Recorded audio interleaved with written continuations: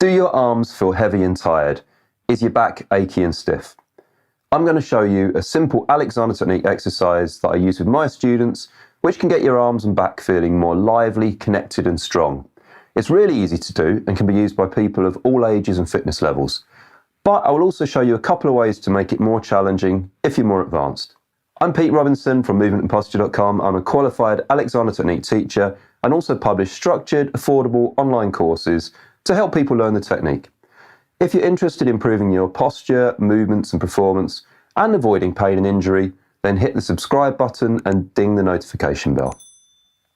As with all Alexander technique exercises or learning activities, we're trying to stop old habits so that natural coordination and movement can return.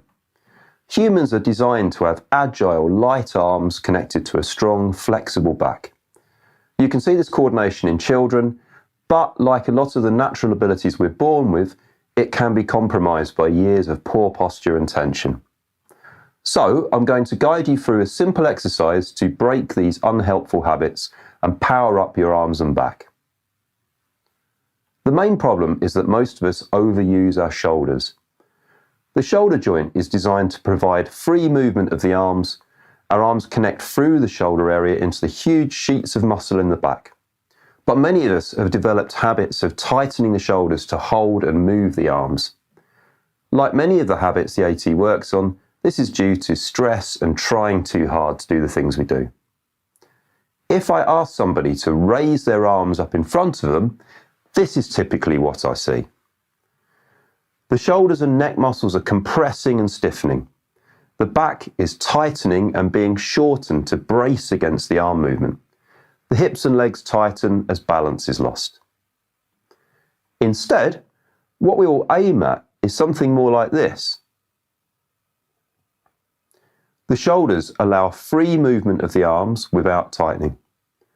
The head and neck are left free and mobile. The weight of the arms drops down through the back, pelvis and legs into the ground, which allows balance to remain free and the body to expand rather than contract. To get this coordination to work again, we're going to cheat your habits. We're going to make the movement in a way that is less likely to be habitual for you, and we're going to prioritize the stopping any of the wrong things from happening that I mentioned before, so that you can rediscover how the movement should feel. First, stand up in balance somewhere where you've got a bit of room to move. If you need help to improve standing, check out the video linked above and in the description. Just let all of your weight drop through your feet into the ground. You're going to raise your arms in a moment, but completely stop. Don't let yourself start getting ready, as this will mean that your old habits will activate.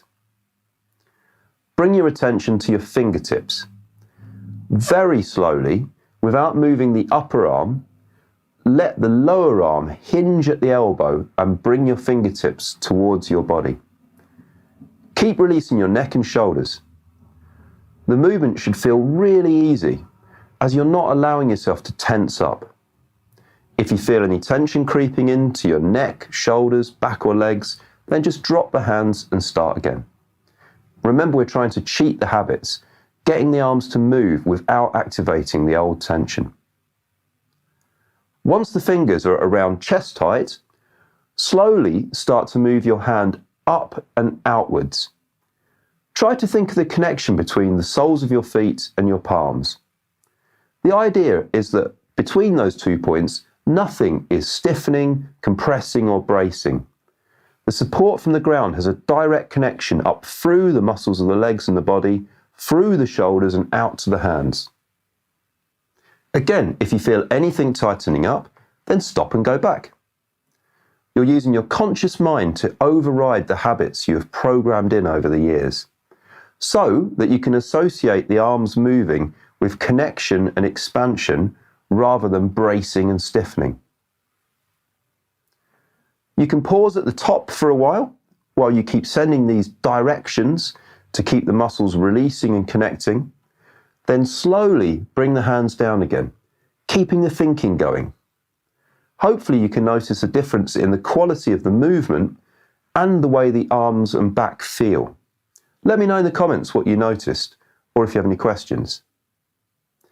If you practice this regularly, it becomes more and more effective. Every time I move in this way, it feels like I'm restoring my arms and back. So I use it whenever I feel a bit tired or tense. I said at the start I would show a couple of ways of making this more challenging, which some of you may find useful if you're more advanced with Alexander technique. The first method is to do the same movement facing a wall or door. Get your hands up in the same way and place them flat on the surface, then really send your palms and feet away from each other while keeping the entire pathway between them unrestricted. The slight pushing motion without any tensing up really gets the connection going and can feel really good. And the second method is to use some light weights so that you're loading your system. Again, making sure the whole connected structure from hands to feet is working together. This should only be attempted if you're sure that you're able to effectively stop any bracing and tensing, and only use a weight that you can easily lift. However you choose to use the exercise, keep the focus on stopping habits from compressing and stiffening your muscles so that you can move back towards freedom and expansion. I hope you found that useful. Check out my other videos and my courses linked below, and let me know if you have any questions or comments. Bye for now.